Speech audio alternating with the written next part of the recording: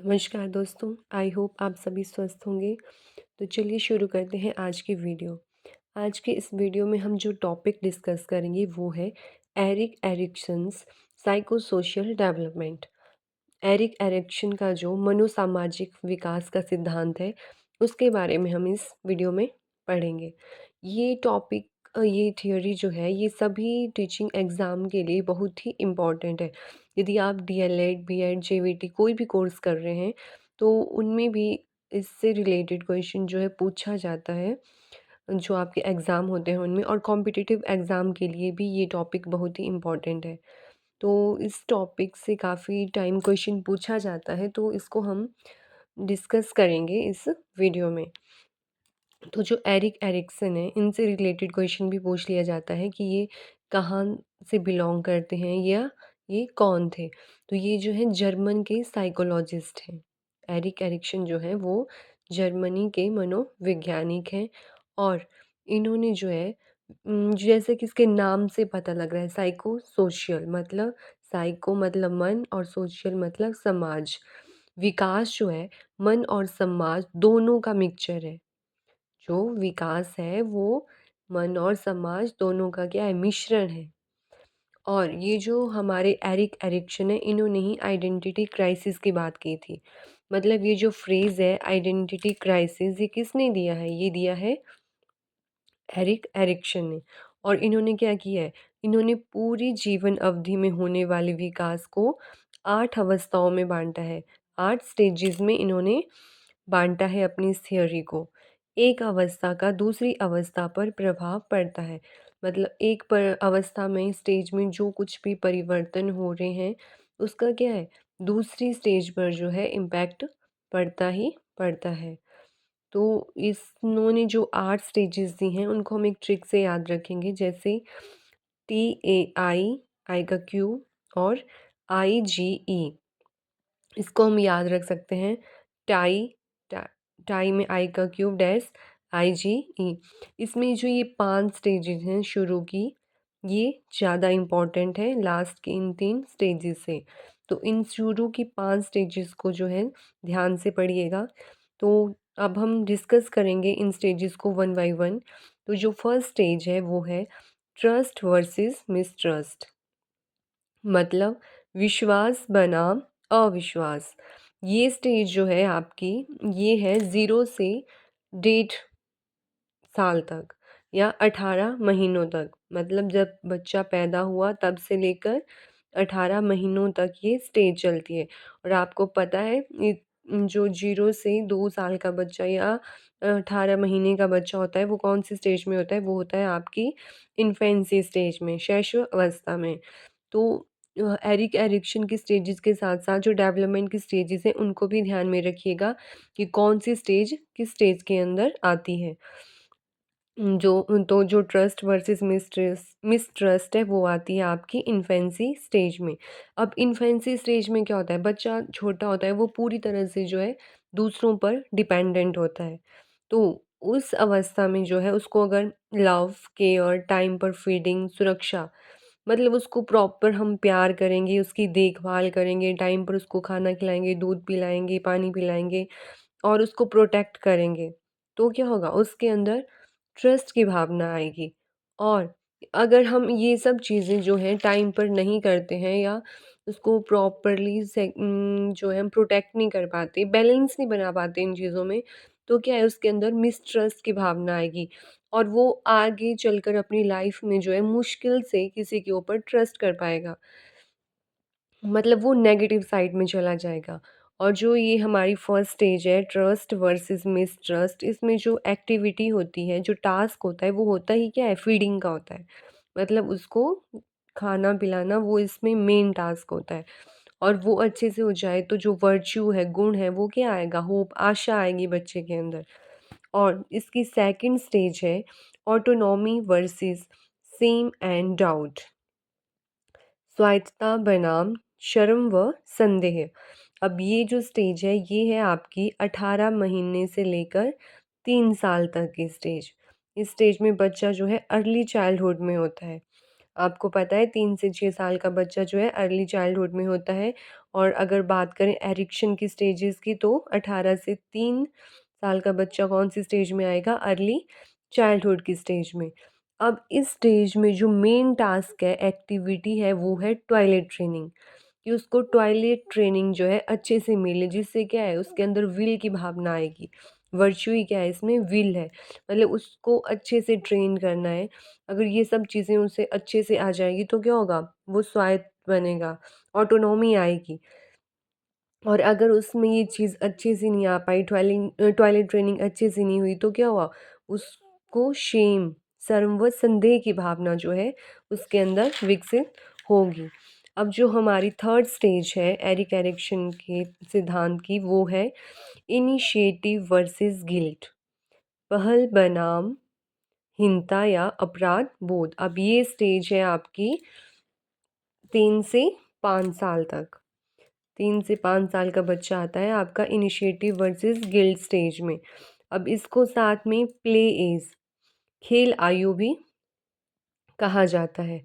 और इसमें क्या होता है? मतलब बच्चा जो है वो इनिशिएटिव लेने देंगे हम उसे। जैसे छोटे-छोटे इनिशिएटिव, जैसे अपनी पसंद के कपड़े पहनना, अपनी पसंद का खाना खाना, छोटी-मोटी एक्टिविटीज़ में पार्टिसिपेट करना, इस तरह की छूट देंगे उसको, तो क्या है उसके अंदर पर्पस जागेगा अपने जीवन के लिए।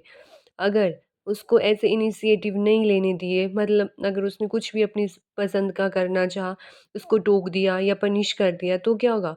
उसके अंदर गिल्ट आएगा। वो क्या करेगा? दूसरों से कम समझेगा खुद को, हीन भावना रहेगी उसके अंदर, जिसका प्रभाव उसकी अगली स्टेजेस के ऊपर पड़ेगा। तो इसमें जो एक्टिविटी है वो क्या है? वो है प्ले एंड एक्सप्लोर। मतलब एक्सप्लोर करेगा बच्चा अपने सराउंडिंग को। प्ले में वही खेलेगा, कूदेगा, मतलब इन एक्टिविटीज़ में इन्वॉल्व रहेगा वो। अगर ये सब कुछ अच्छे से होगा तो क्या वर्च्यू आएगा, पर्पस आएगा। किसके रिगार्डिंग? अपने जीवन के लिए, अपने फ्यूचर के रिगार्डिंग। जो नेक्स्ट स्टेज है वो है इंडस्ट्री वर्सेस इन्फीरियरिटी, मतलब परिश्रम बनाम हीन भावना। अब ये स्टेज कब तक रहती है? ये है आपकी 5 से 12 वर्ष तक। और आपको पता है जो 6 से 12 वर्ष के जो आयु का बच्चा होता है वो होता है आपका लेटर चाइल्डहुड में, अगर हम डेवलपमेंट की स्टेज की बात करें। तो जो इंडस्ट्री वर्सेस इन्फीरियरिटी वाली स्टेज है वो आएगी लेटर चाइल्डहुड में, उत्तर बाल्यावस्था में। अब इसको क्या है, स्कूल एज कहा गया है किसको? इंडस्ट्री वर्सेस इन्फीरियरिटी को। इसमें बच्चे की स्कूलिंग शुरू हो जाती है, वो स्कूल जाना शुरू कर देता है। और क्या होता है इस स्टेज में? मतलब जैसे स्कूल का काम है वो अच्छे से कर लेता है, कुछ एक्टिविटीज़ हैं उनमें इन्वॉल्व होता है, जैसे प्राइज़ जीतता है, रनिंग रेस कुछ भी या क्यूज़ वगैरह में अच्छे से कर पाता है। मतलब वो एडजस्टमेंट करना सीख जाता है इसमें। जैसे इसका जो एक्टिविटी है वो क्या है? Sports and school. और ये सब चीज़ें अच्छे से होंगी, स्कूल में होमवर्क वगैरह अच्छे से करेगा, तो उसके अंदर वर्च्यू आएगा कैसा? कॉम्पिटेंस का। उसके अंदर कॉम्पिटेंस जागेगा अपने जीवन के लिए। ये है आपकी इंडस्ट्री वर्सेस इन्फियरिटी स्टेज। अब जो लास्ट 5th स्टेज है वो है आइडेंटिटी वर्सेस रोल कन्फ्यूज़न। ये बहुत ही इम्पोर्टेंट स्टेज है। पहचान बनाम पहचान भ्रांति। जिसकी एज है 12 से 18 साल। आपको पता है 12 से 18 साल का बच्चा जो एडोलेसेंस स्टेज में होता है, किशोरावस्था में होता है। और ये कैसी स्टेज है? ये जो है क्रूशियल स्टेज होती है। जो एडोलेसेंस होती है आपकी, वो बहुत ही जटिल अवस्था होती है। और जो सारे आइडेंटिटी क्राइसिस होते हैं वो इसी स्टेज में होते हैं। जो भी रोल कन्फ्यूज़न है वो इसी स्टेज में होती है बच्चों को, अगर वो अच्छे से अपनी आइडेंटिटी फॉर्म ना कर पाएँ तो। अब जब बच्चा अच्छे से खुद की पहचान कर लेता है तो क्या है, वो समाज में आसानी से एडजस्ट कर पाता है। ये जो स्टेज है आइडेंटिटी वर्सेस रोल कन्फ्यूजन, इसमें क्या होता है? सेल्फ का कॉन्सेप्ट जो है डेवलप होता है, मतलब आत्म का जो संप्रत्यय है वो विकसित होता है इस स्टेज में। पहचान का संकट है ये एक तरह से। मतलब बच्चा जो है उसकी क्या आइडेंटिटी है समाज में, अगर वो ये जान लेता है तो वो क्या करेगा? वो अपनी आइडेंटिटी फॉर्म करेगा। तो इस स्टेज में जो एक्टिविटी या टास्क है वो होता है सोशल रिलेशनशिप। मतलब वो कैसे अपने सोशल रिलेशनशिप जो है डेवलप करेगा। और जो वर्च्यू है वो है फिर फिडेलिटी, मतलब निष्ठा उसके जीवन के लिए। तो ये इम्पॉर्टेंट स्टेज है। ये स्टार्टिंग की 5 स्टेजेस बहुत ही इम्पॉर्टेंट स्टेजेस हैं, क्योंकि ये क्या है, हमारे किशोर अवस्था एडोलेसेंस तक की स्टेजेस हैं, और यहीं से maximum time question put out किया जाता है। लेकिन आगे की स्टेजेस पढ़ना भी इम्पॉर्टेंट है, उनको भी हम डिस्कस करेंगे। जैसे कि हमारी नेक्स्ट स्टेज है इंटीमेसी वर्सेस आइसोलेशन, मतलब आत्मीयता बनाम अलगाव। अब ये जो स्टेज है ये है 18 से 40 वर्ष की। इसमें व्यक्ति जो है एडल्टहुड में होता है, प्रौढ़ावस्था में होता है। अब इस स्टेज में क्या होता है, अच्छे वो लंबे चलने वाले रिश्ते बनते हैं। जैसे मैरिज वगैरह इसी स्टेज में होती है ना, 18 से 40 साल की आयु के बीच में क्या होता है, मैरिज होती है। तो मतलब लंबे चलने वाले या हेल्दी रिलेशनशिप बनेंगे इस स्टेज में। अगर हेल्दी रिलेशनशिप नहीं बन पाएंगे, आपको अच्छा पार्टनर नहीं मिलेगा, तो क्या होगा, आइसोलेट होकर रह जाएंगे आप। आइसोलेट का मतलब ये नहीं कि शादी नहीं होगी, शादी होगी, पर आप हो सकता है आपको अच्छा पार्टनर ना मिले, आप अच्छे से कन्वर्सेशन ना हो पाए दोनों के बीच में, तो क्या है, आप आइसोलेटेड होकर ही रह जाएंगे। अब इसकी जो एक्टिविटी टास्क होता है वो है रिलेशनशिप और वर्च्यू लव। जो नेक्स्ट स्टेज है 7th, वो है जनरेटिविटी वर्सेस स्टैग्नेशन, जन्मात्मकता बनाम स्थिरता, जो आपकी 40 से लेकर 65 वर्ष तक चलती है। इसमें क्या, इसमें ये पेरेंटिंग से रिलेटेड है। पेरेंटिंग हो गया, आपका काम हो गया, मतलब जिस फील्ड में आप वर्क कर रहे हैं, अगर पेरेंटिंग अच्छे से ना कर पा रहे होंगे और काम अच्छे से नहीं हो रहा होगा, तो क्या है, जनरेटिविटी फील करेंगे कि कुछ काम का नहीं हूँ मैं, या कुछ काम की नहीं हूँ मैं। ये वाली फीलिंग जो है आपके अंदर आ जाएगी। अगर आप सेटिस्फाई नहीं होंगे, फ्रस्ट्रेटेड रहेंगे, तो क्या है, स्टैग्नेशन फील होगा, मतलब रुका हुआ, आप अच्छा फील नहीं करेंगे, इसमें स्टैग्नेशन आ जाएगा। अब इसका जो एक्टिविटी टास्क है वो क्या है, वर्क एंड पेरेंटहुड, मतलब अगर ये चीज़ अच्छी होनी चाहिए, ये चीज़ अच्छी होगी तो वर्च्यू केयर का गुण जो है डेवलप होगा। जो 8th और लास्ट स्टेज है एरिक एरिक्सन की साइको सोशल डेवलपमेंट का, वो है ईगो इंटीग्रिटी वर्सेस डिस्पेयर, मतलब संपूर्णता बनाम निराशा। ये आपका 65 वर्ड से ऊपर की स्टेज, ऊपर मतलब टिल डेथ तक की स्टेज। अभी स्टेज में क्या होता है, एक्टिविटी जो है इसकी वो है रिफ्लेक्शन ऑफ लाइफ। क्या करेगा इसमें व्यक्ति, जो भी उसकी 65 वर्ष से पहले की लाइफ होती है वो पूरा उसको रिफ्लेक्ट करेगा।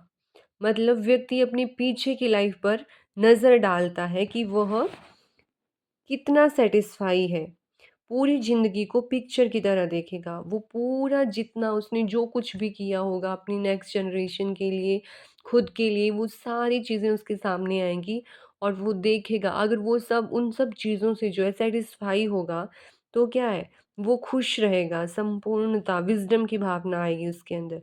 अगर वो अपने पास्ट में उसने जो कुछ किया है, अगर उन सब चीज़ों को लेकर चिंतित रहेगा या खुश नहीं होगा, तो क्या होगा, डिस्पेयर की भावना आएगी उसके अंदर, वो निराश रहेगा अपने जो भी उसने कर्म किए होते हैं उनसे। कर्म ऐसे उसने कोई ख़राब नहीं किए होते, लेकिन जो भी उसने काम किया होता है उसको लेकर उसमें निराशा रहती है। अब ये मैंने इनका एक फ्लो चार्ट बनाया है, आप ऐसे इनका बना के रख सकते हैं। इससे क्या होता है, चीज़ें लंबे टाइम तक जो है याद रह जाती हैं। जैसे यहाँ पे स्टेजेस हैं हमारी, 8 स्टेजेस इस ईयर्स में दी हुई है उनकी। जैसे ये है आपकी ट्रस्ट वर्सेस मिसट्रस्ट, ये है 0 से 1.5 साल तक या 18 महीने तक। इसमें जो टास्क होता है वो होता है फीडिंग का। तो वैसे ये सारी स्टेजेस दी गई हैं। आगे इनका जो वर्च्यू गुण है वो, और जो इन स्टेजेस में मेन टास्क होता है वो, आप इसका स्क्रीनशॉट भी ले सकते हैं और अपने जो भी आप नोट्स बना रहे हैं वहाँ पे इसको अपने हाथों से बनाएंगे, तो क्या है, चीज़ें लंबे टाइम तक आपको याद रहेंगी। तो इस वीडियो में हमने जो टॉपिक कवर किया वो था एरिक एरिक्सन की थ्योरी, जिसमें हमने पढ़ा कि इन्होंने 8 स्टेजेस दी हैं और इनको भी हमने वन बाय वन अच्छे से डिस्कस किया। तो आई होप आपको ये टॉपिक समझ आ गया होगा और ये काफ़ी इम्पोर्टेंट टॉपिक है। अगर इस टॉपिक से रिलेटेड आपको कोई भी क्वेरी है तो आप ज़रूर कमेंट बॉक्स में पूछिएगा। मैं पूरी कोशिश करूँगी कि मैं आपका जो भी डाउट है या क्वेरी है उसको पूरा कर पाऊँ, दूर कर पाऊँ। तो ठीक है, धन्यवाद।